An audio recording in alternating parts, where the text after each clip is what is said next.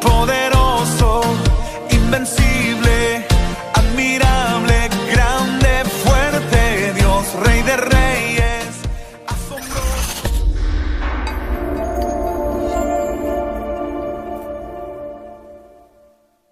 Bien, continuando pues esta semana con las enseñanzas que hemos estado hablando acerca de los últimos tiempos. El día de hoy pues corresponde estudiar uno de los temas que más me ha apasionado, un tema que me ha llevado más de 2 años poder preparar. No me ha sido nada sencillo realmente, porque no ha sido fácil tomar lo que otros han explicado y venir y contrastarlo contra la palabra de Dios. Entonces esa ha sido una tarea difícil, pero quiero decirles, quiero que se pongan de pie todos los que están en el equipo de enseñanza. Quiero que se pongan de pie los que nos apoyan en el equipo de enseñanza. Pues creo que aquí están algunos de ellos, creo que otros están dando clases. Quiero decirles, ellos nos han estado ayudando también para poder preparar todo esto. Y el día de hoy vamos a iniciar la primera parte del tema del arrebatamiento.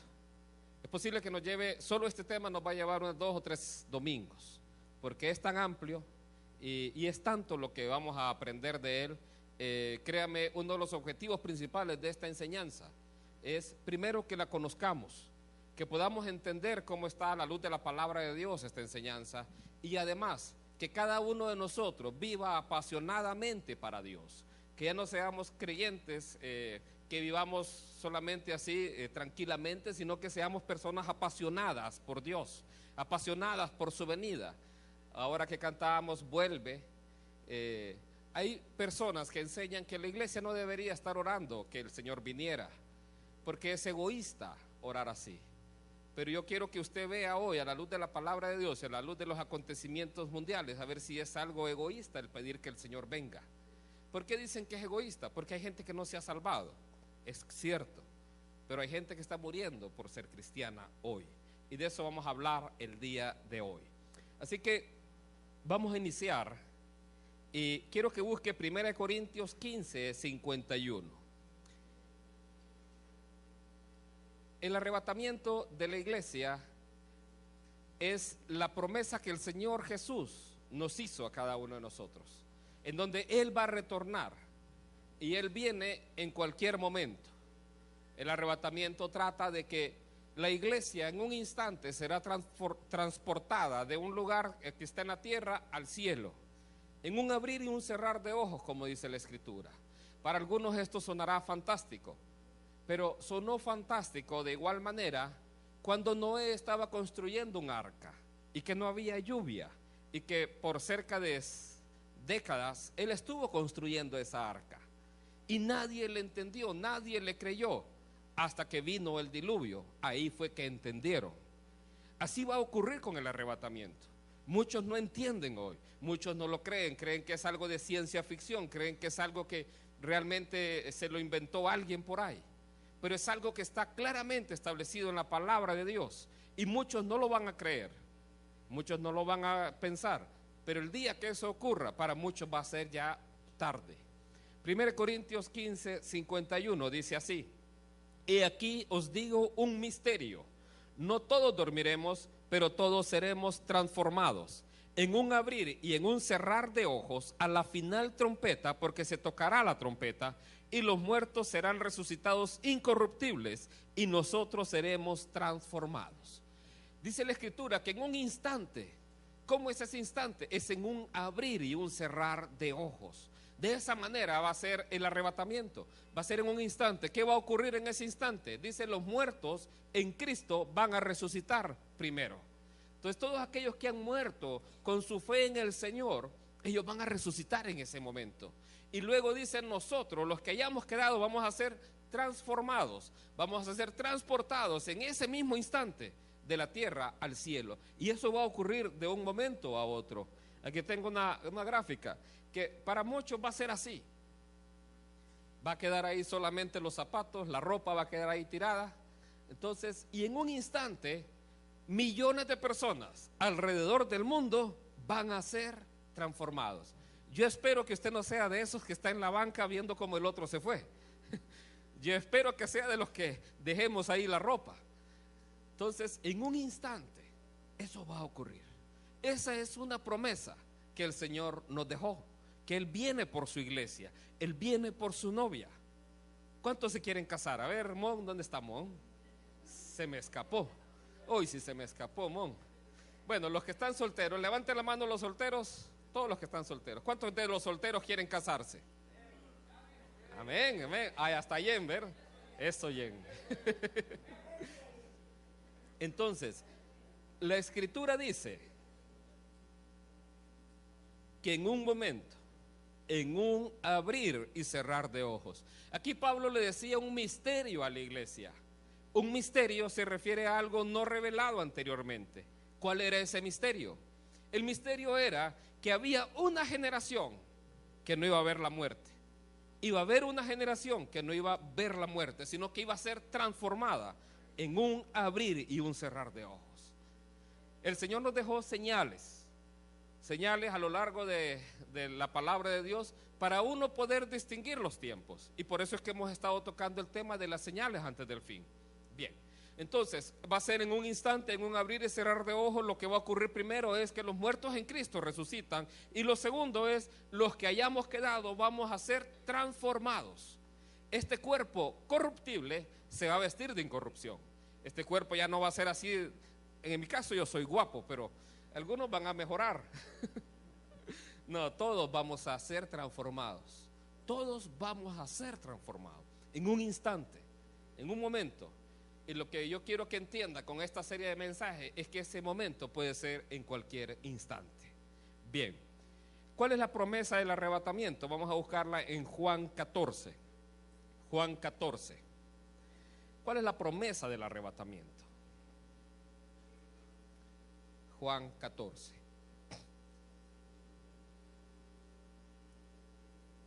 Dice así: en la casa de mi Padre muchas moradas hay. Si así no fuera, yo os lo hubiera dicho. Voy pues a preparar lugar para vosotros. Y si me fuere y os preparare el lugar, vendré otra vez y os tomaré a mí mismo, para que donde yo estoy, vosotros también estéis. Quiero que note, esta es una de las promesas precisamente del arrebatamiento. Aquí dice Jesús que Él fue a preparar un lugar a la casa del Padre, para que donde Él esté, nosotros pudiésemos estar. Entonces, en primer lugar, aquí está hablando que el lugar donde está Jesús es el lugar donde Él nos va a llevar. No es que Él va a venir a la tierra a traernos acá a la tierra, eso viene después. Esta es una promesa precisamente del arrebatamiento. ¿Por qué? Porque está llevándonos a donde Él está. Y aquí Él dice: voy a preparar lugar a la casa de mi Padre. ¿Alguna vez ha soñado usted con ese tiempo de ir al cielo? ¿Alguien lo ha soñado así? Amén. Es algo muy especial realmente. En mi caso, les he contado anteriormente cómo, estando en una crisis de depresión, precisamente Dios me regala un sueño de esos. Un sueño donde Él me lleva volando a través de un río y llego al portón de una casa espléndida, una casa maravillosa, y ahí en esa casa veo un montón de animales y veo a niños jugando con leones, y veo así aquello maravilloso. Y a una persona que estaba a la par mía, que no la entendía, no la conocía quién era, le pregunto dónde estamos, y él me dice: estamos en la casa del sultán de Brunei. Híjole, y esto qué raro, dije. Me comí alguna hamburguesa que a medianoche. Entonces, y así me quedé con ese sueño yo. Miren, yo estaba en una crisis de depresión en ese momento y yo no lo entendí el sueño. Pero ¿qué hago? Vengo yo y voy a buscar la casa del sultán de Brunei en internet. ¿Y saben qué me encuentro? Me encuentro que hay un río rodeando precisamente la casa de él. Y veo la casa y queda ubicada en una zona geográfica similar a la que yo vi. Y entonces, pero ¿y por qué tuve ese sueño? ¿Y quién era este muchacho? ¿Sabe qué encontré? ¿Qué es el dato que ahí ya me cayó el 20? La casa del sultán de Brunei es el palacio residencial más grande del mundo. Tiene más de 1500 habitaciones. Cuando veo eso yo ahí en la internet, me cae el 20. Y ahí Dios me dice, yo voy a preparar un lugar en la casa de mi Padre. Esa casa representa tal vez lo más grande que hay en el mundo, pero Él nos va a llevar al lugar más grande que hay en el cielo, a una casa, a una morada. Miren, lo que vivamos hoy aquí en este mundo, en este momento, no es nada comparado con la gloria venidera. Eso dice su palabra. Así que Él fue a preparar un lugar para que donde Él está, nosotros también podamos estar. Él está preparando un lugar. Allá está la casa de doña Marlene, está la casa de Jeffrey. Está un lugar allá para cada uno de nosotros. No sé cómo es allá. Dicen que hay un mar de cristal y unas calles de oro. Si a usted le gusta el oro, pues allá se va a dar gusto, aunque no lo va a poder robar, pero solo lo va a poder ver.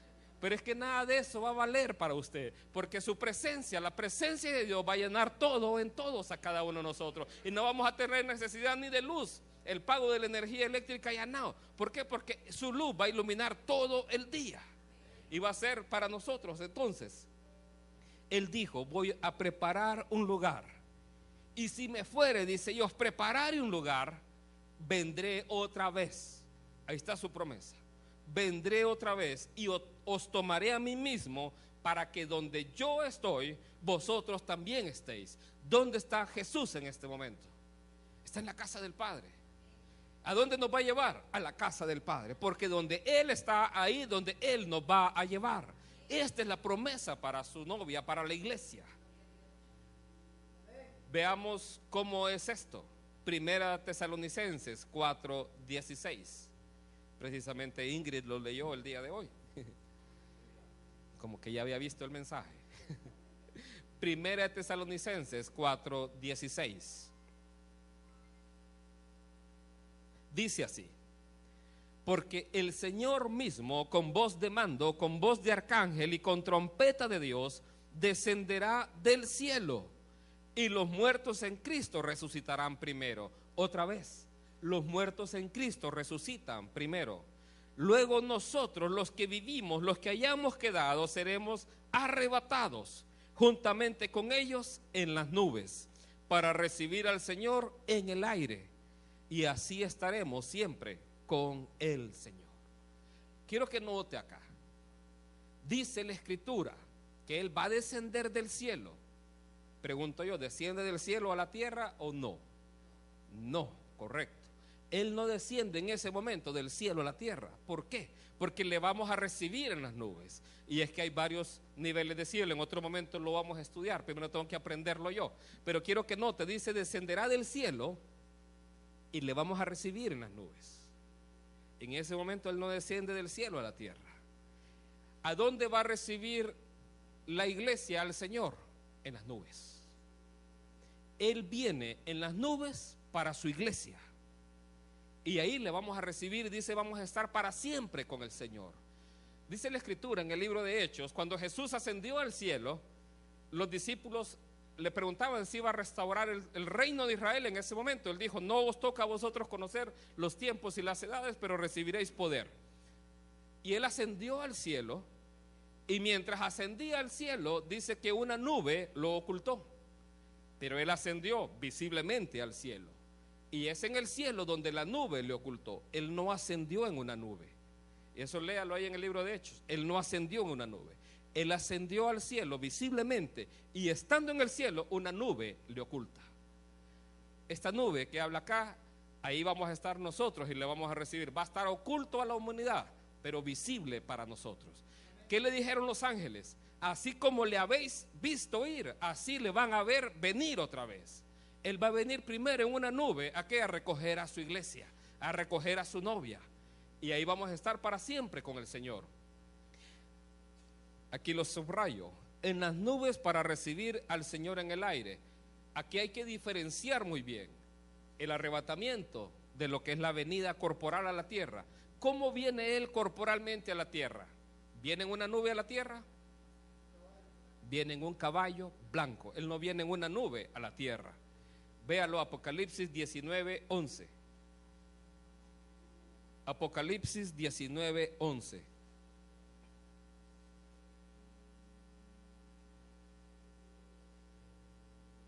cuando Él ascendió al cielo en el libro de Hechos, la nube le ocultó.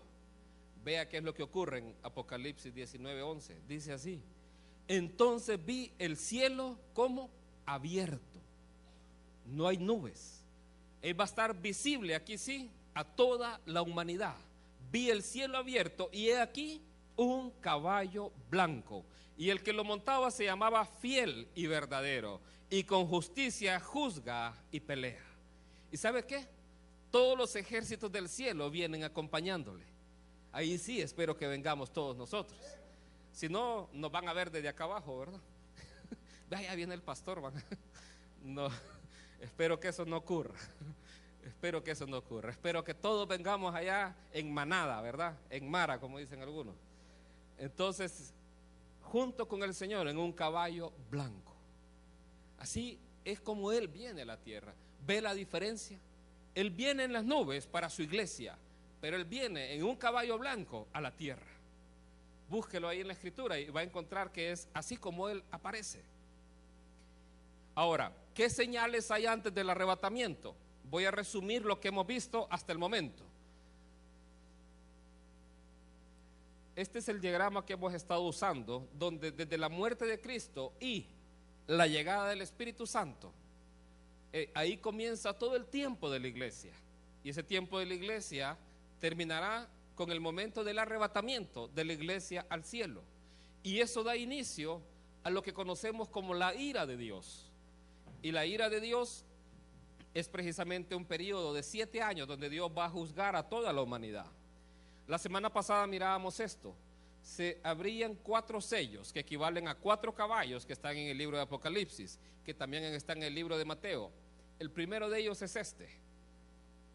Y de manera personal lo coloco ahí precisamente. El tiempo en que el mundo entero se unió para buscar paz y seguridad.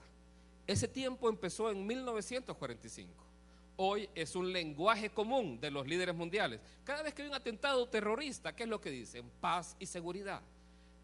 La paz casi siempre ha sido una necesidad en el ser humano porque hemos permanecido en guerras constantes. Pero la seguridad es algo propio de esta era. ¿Por qué?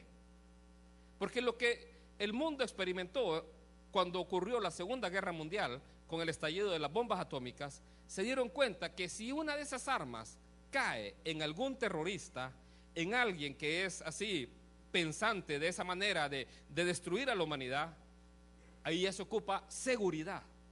Entonces desde ese tiempo se proclama paz y seguridad hasta el punto que hoy en los líderes principales del mundo eso es anunciado. Segundo,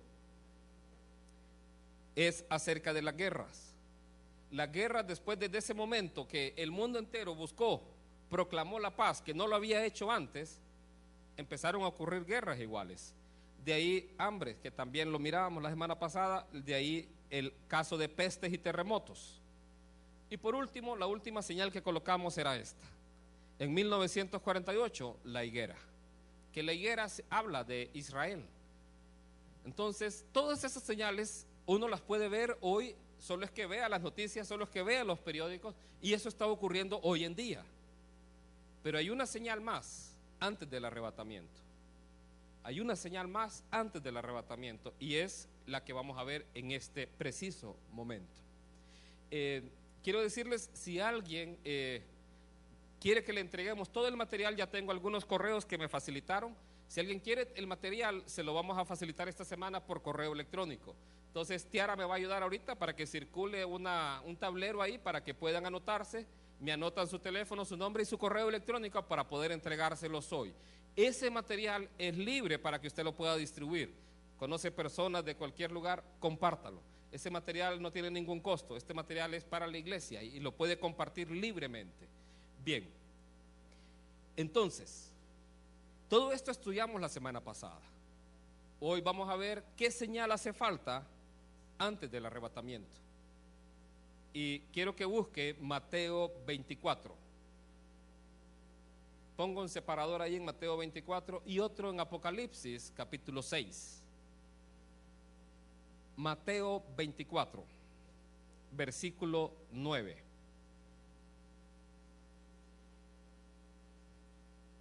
Dice así: entonces os entregarán a tribulación y os matarán.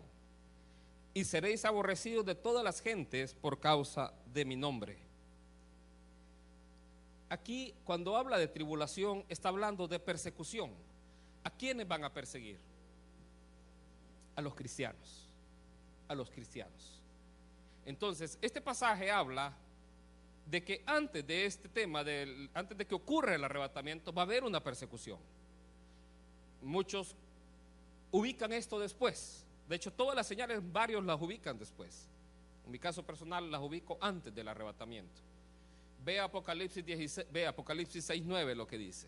Este pasaje es muy llamativo. Dice así: cuando abrió el quinto sello, vi bajo el altar las almas de los que habían sido muertos por causa de la palabra de Dios y por el testimonio que tenían. Es muy llamativo y no lo notamos por la traducción que tenemos. En este pasaje, cuando dice los que habían sido muertos por causa de la palabra de Dios, literalmente es los que habían sido degollados, decapitados. De eso está hablando este pasaje. Ese tipo de muerte no es común. Es común en el Estado Islámico. Ahí sí es común. O sea que posiblemente esta persecución esté hablando de una persecución ahí, porque los cristianos no los degollan en otros lugares. Esto es Egipto 2015. 21 cristianos decapitados, degollados. Vea esto, lo que dice ahí, se lo voy a leer.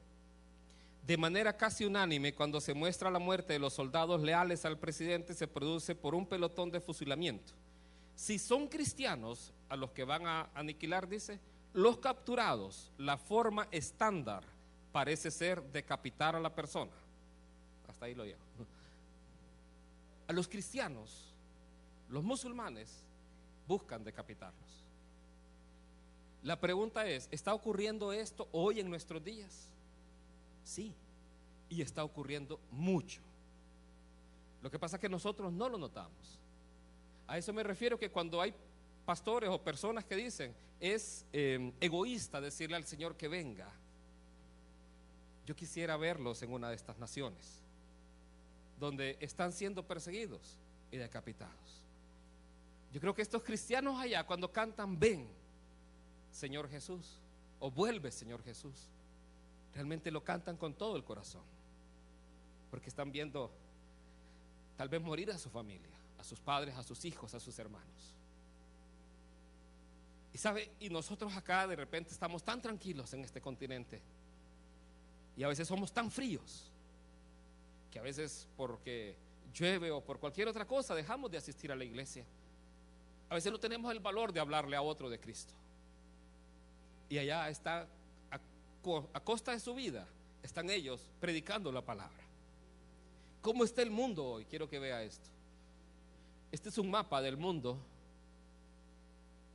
Esto es de una página que usted puede buscarla, Puertas Abiertas se llama. Es una página que desde 1960 registra toda la persecución que están viviendo los cristianos en el mundo. Esos países que están allá con el distinto color de intensidad representan los países donde están siendo perseguidos. Ahí son 50 naciones. Aparece México y aparece Colombia, curiosamente. La razón es la siguiente: lo que son las drogas, lo que son las maras, las pandillas, el narcotráfico, hace que creyentes ahí en esos lugares, al predicarle a alguno de las personas que están en esos grupos y esa persona cambia su vida, les afecta el negocio y por tanto no quieren que sean perseguidos, no quieren que se predique ahí el evangelio.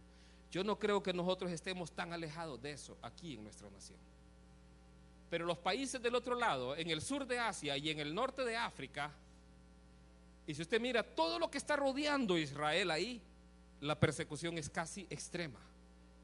Estas son 50 naciones. De esas 50 naciones, 21, la persecución es al 100% sobre los creyentes, sobre los cristianos. Algunos datos, se los voy a leer. Ahí está. 215 millones de cristianos experimentan persecución alta, muy alta o extrema. Esto es 1 de cada 12 en el mundo. Ahí le dejo la página por si quiere verla. Son noticias que normalmente no nos damos cuenta. Imagínense 1 de cada 12 estar sufriendo persecución en el mundo. Ahora, esta persecución, lo que va a ocurrir es que va a ir en aumento. Va a ir aumentando. De hecho, en estos continentes, en América, lo que está ocurriendo es diferente. Lo que ocurre es, en primer lugar, apostasía de la iglesia. Segundo lugar, empiezan a aprobarse leyes en los gobiernos que son en contra de la palabra de Dios. Y esas leyes están obligando en algunos casos a que ya no se pueda hablar abiertamente del homosexualismo en las iglesias.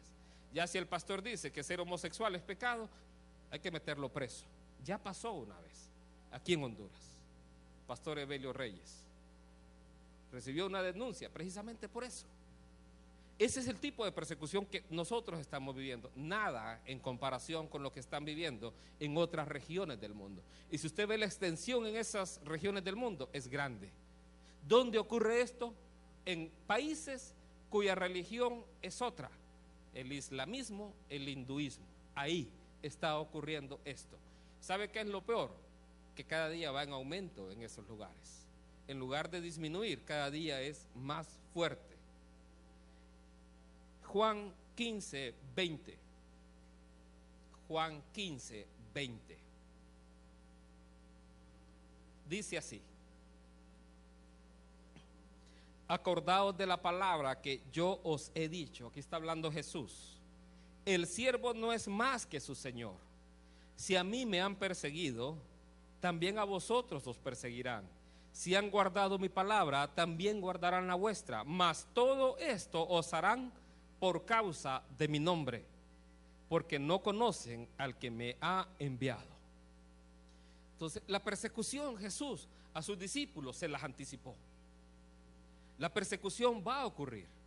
Cuando en el libro de Mateo 24:9 dice tribulación, realmente está hablando persecución contra los cristianos.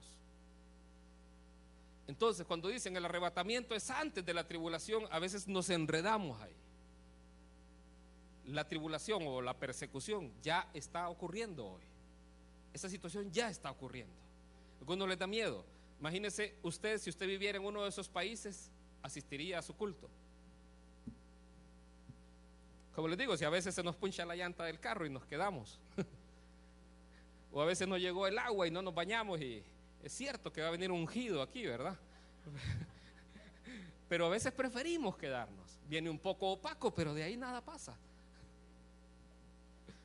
Entonces, distintas situaciones a veces que nos hacen desistir. Si viviéramos en una nación de esas, ¿seríamos miembros de una congregación? ¿O ya nos hubiéramos retirado? Jesús les decía a sus discípulos: a mí me han perseguido. Si a mí me han perseguido siendo el Señor, también os perseguirán a ustedes. También os perseguirán a ustedes. Mateo capítulo 5 es una de las bienaventuranzas. ¿A cuántos les gustan las bienaventuranzas? Amén. ¿Cuántos quieren que las bienaventuranzas se cumplan en su vida? Amén. Bien, vamos a ver si es cierto. Dice: bienaventurados los que padecen persecución por causa de la justicia, porque de ellos es el reino de los cielos. Bienaventurados sois cuando por mi causa os vituperen y os persigan y digan toda clase de mal contra vosotros, mintiendo. Gozaos y alegraos, porque vuestro galardón es grande en los cielos, porque así persiguieron a los profetas que fueron antes de vosotros. Si hay algo que era una certeza, era la persecución. Si hay algo que era una certeza para la iglesia y que Jesús quería que la tuvieran clara, es precisamente la persecución. La persecución podía venir. Y hoy todas las naciones alrededor de Israel están enfrentando persecución contra los cristianos casi extrema.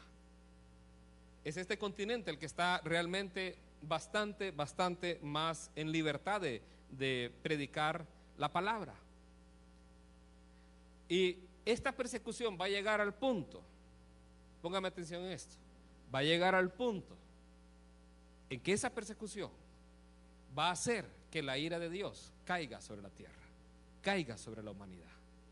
Quiero que vea ahora Si vamos a experimentar persecución, ¿cuál es la promesa? ¿Cuál es la esperanza para el cristiano? Vamos a 1 Tesalonicenses 1:10. 1 Tesalonicenses 1:10. Dice así. Veamos la esperanza del cristiano. Dice así: y esperar de los cielos a su Hijo, al cual resucitó de los muertos, a Jesús, quien nos libra de la ira venidera. ¿De qué nos libra? Dice ahí. De la ira venidera. Aquí quiero aclarar 3 conceptos. Primero, tribulación. Cuando la Biblia en Mateo 24 habla de tribulación, está hablando de una persecución contra los cristianos. Esa es tribulación. Gran tribulación se refiere a un periodo donde el anticristo surge como el líder mundial y empieza una persecución al final de los últimos 3 años y medio contra todos aquellos que creen en ese momento. Esa es la gran tribulación. También en la gran tribulación están sufriéndose en la tierra los juicios de Dios. Y el tercer concepto es la ira de Dios. Son 3 conceptos distintos. Tribulación, como vemos en Mateo 24:9, se refiere a persecución contra los cristianos. Gran tribulación se refiere al tiempo donde el anticristo persigue a los creyentes por no dejarse imponer la marca o todo lo que hemos visto ahí. Y la ira de Dios se refiere al periodo de 7 años donde Dios envía juicios sobre la tierra. La tribulación que estamos estudiando o la persecución contra los creyentes ocurre antes del arrebatamiento. La gran tribulación ocurre en medio de los juicios de Dios. Y todo eso lo vamos a estudiar cuando estudiamos el libro de Apocalipsis en el mes de agosto.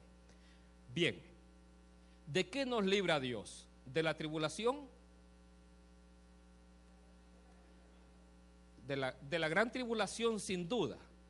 Pero la gran tribulación está contenida en la ira de Dios. Porque la ira de Dios dura 3 años, perdón, la ira de Dios dura 7 años y la gran tribulación 3 años y medio, que es la última etapa de esa parte. De lo que Dios nos está librando es de la ira. De esos últimos 7 años, donde comienza a desatarse la ira de Dios sobre la humanidad. Eso lo vamos a ver más adelante. Bien. Apocalipsis 3:10.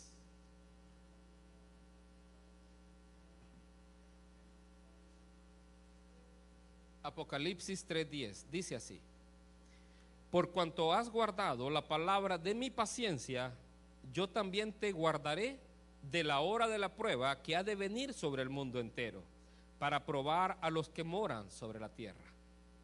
Aquí también se nos hace esa promesa, y esa es la esperanza que tenemos, que Él nos va a librar de la hora de la prueba. Esa palabra de, que nosotros vemos ahí en español, en el original griego es una palabra que significa eka o ek, que significa fuera de. O sea que Él nos va a sacar de esa hora de la prueba. No vamos a pasar en medio de la hora de la prueba, sino que nos va a librar de esa hora. O sea, Él nos va a librar de la hora de la ira, Él nos va a librar de los juicios de Dios sobre la humanidad. En esos juicios de Dios, parte de ellos es la gran tribulación. De todo eso es lo que Dios nos libra. Esa es la esperanza del cristiano. Ahora vamos a Apocalipsis, capítulo 6, versículo 10.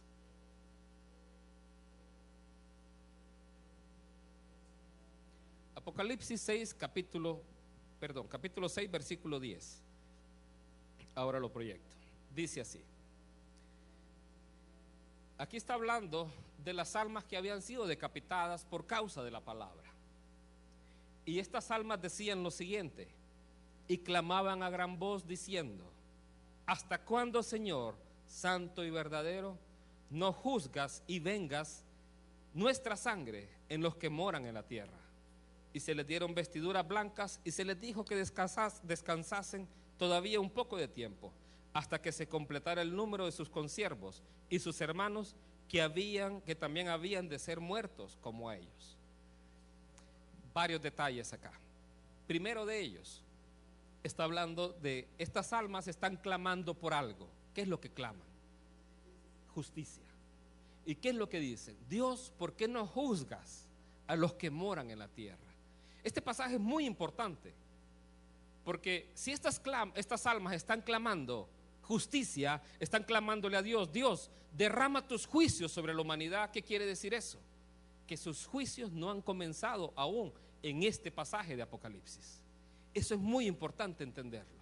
Aquí ellos están clamándole a Dios, Dios, ¿por qué no juzgas a los moradores de la tierra? ¿Por qué? Porque Dios todavía no los ha juzgado. Y lo que les dice más bien, esperen un poco de tiempo. ¿Sabe? La palabra original para poco de tiempo ahí es una palabra bien curiosa que lo usamos mucho. Es la palabra micrón, hablando de poco, y crono para decir tiempo. Entonces, cronomicrón. ¿Por qué les hago la referencia a esto? Porque les está hablando de un tiempo sumamente corto. Cuando usted conoce el sistema métrico decimal o algunos sistemas de medidas, lo que es un micrómetro es algo pequeño, es algo muy pequeño. Aquí utiliza para decir poco tiempo la palabra micro. Entonces está hablando de que realmente tienen que esperar poco tiempo. Lo que el Señor les dice es, todavía esperen. Este pasaje también agrega algo muy importante en el conocimiento doctrinal, y es el siguiente: ¿qué pasa con una persona cuando fallece? ¿Qué pasa con su alma? Estas personas fallecen y su alma está allá en la presencia de Dios. Esto agrega un punto doctrinal muy importante, que ya lo hemos estudiado anteriormente. Cuando la persona fallece, quien descansa es su cuerpo. Su cuerpo físico es el que dice que duerme, pero su alma está realmente despierta, y en este caso, almas de creyentes están en la presencia de Dios. Almas de personas que no creen en Dios, dice que van al Hades, ahí donde están siendo atormentadas todavía. Entonces, a estas almas que fueron degolladas, decapitadas por causa de la palabra, Dios les dice, esperen un poco de tiempo, un tiempo pequeño. Esa es la promesa que les está dando. ¿Sabe? El juicio de Dios sobre la humanidad va a traer dos situaciones, va a traer dos resultados. El mismo día que ocurra el arrebatamiento van a ocurrir dos cosas. Romanos 2:5. Romanos 2:5.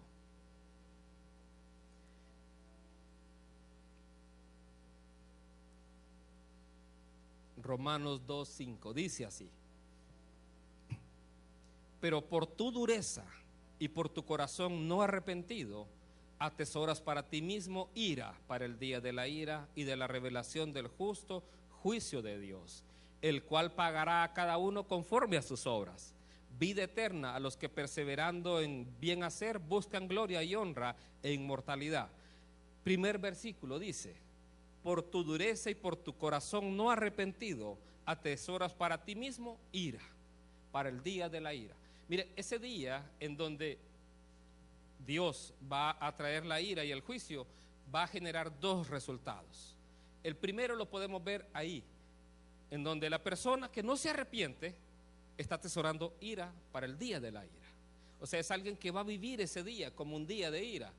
Pero otro resultado es el que está en el versículo 7. Vida eterna a los que perseverando en bien hacer buscan la gloria y honra e inmortalidad. Sigamos leyendo, verso 8. Pero ira y enojo a los que son contenciosos y no obedecieron a la verdad, sino que obedecen a la injusticia. Tribulación y angustia sobre todo ser humano que hace lo malo, el judío primeramente y también el griego. ¿Qué es lo que va a haber para aquel que no obedece la verdad? Tribulación y angustia. Esta ya no es una tribulación de persecución contra los creyentes, está hablando de una tribulación contra todo ser humano.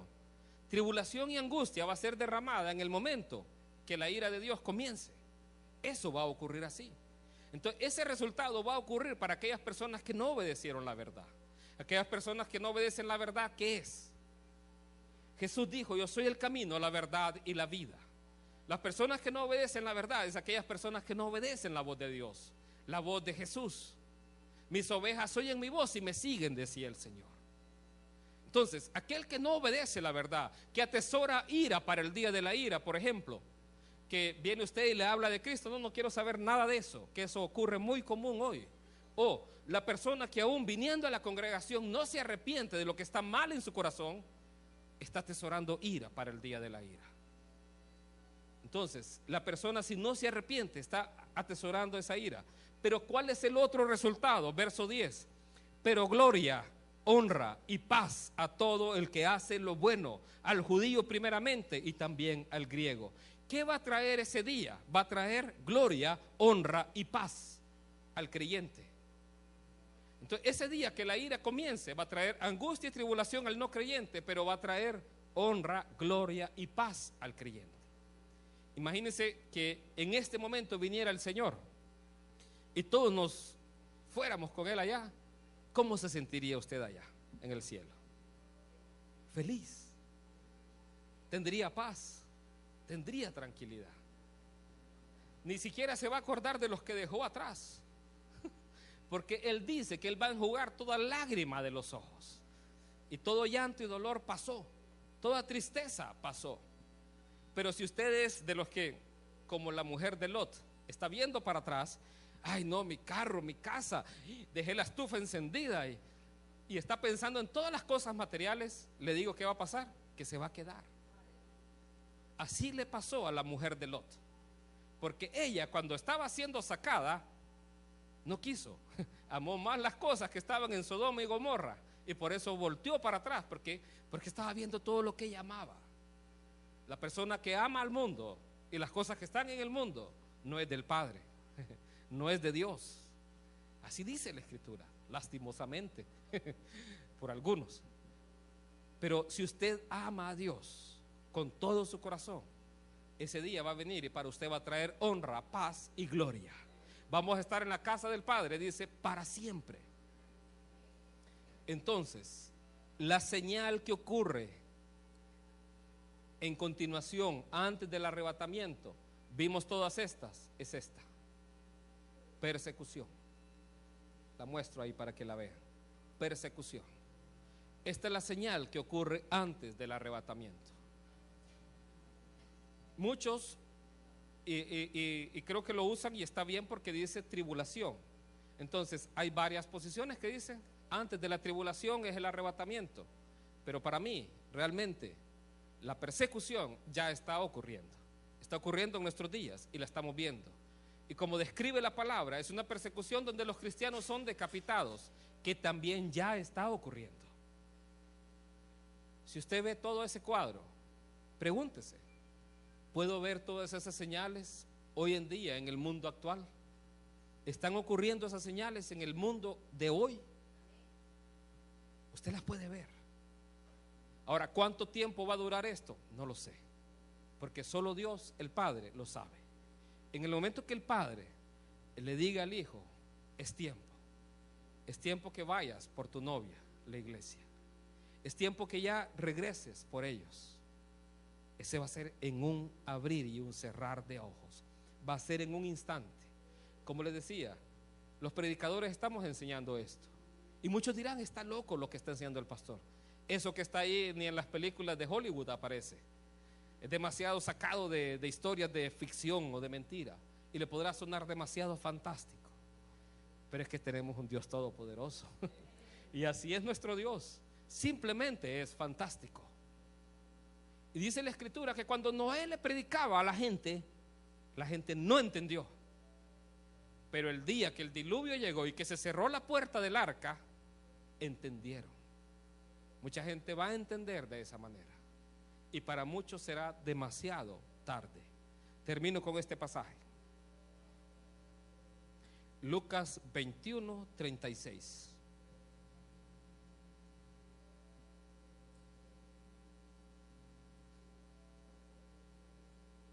Lucas 21:36.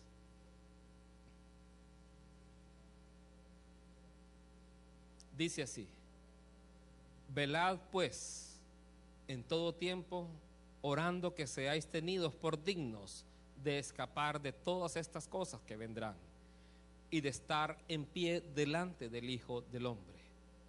Quiero que recuerde muy bien esta promesa, porque vamos a estudiar todavía el arrebatamiento, creo que 2 domingos más.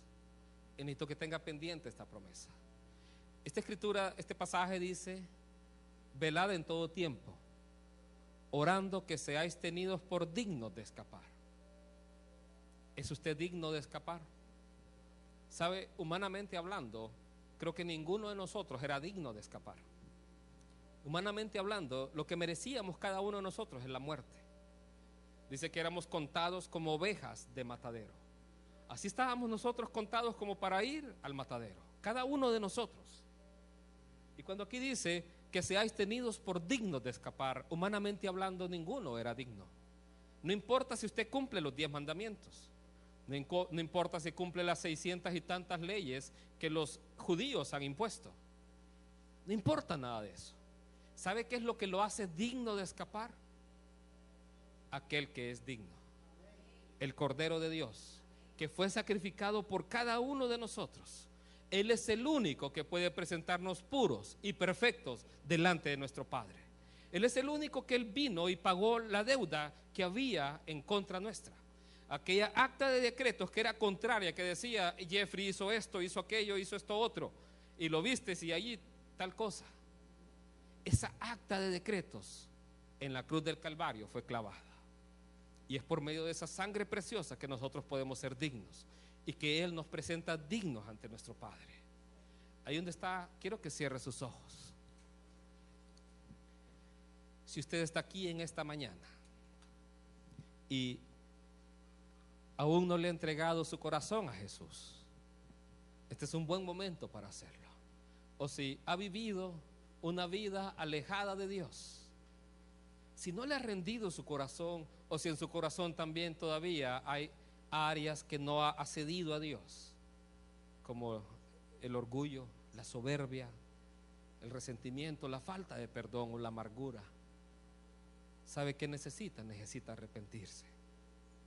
Necesita arrepentirse de todo corazón. Y es por su sangre que usted va a ser presentado digno o presentado digno delante de Dios.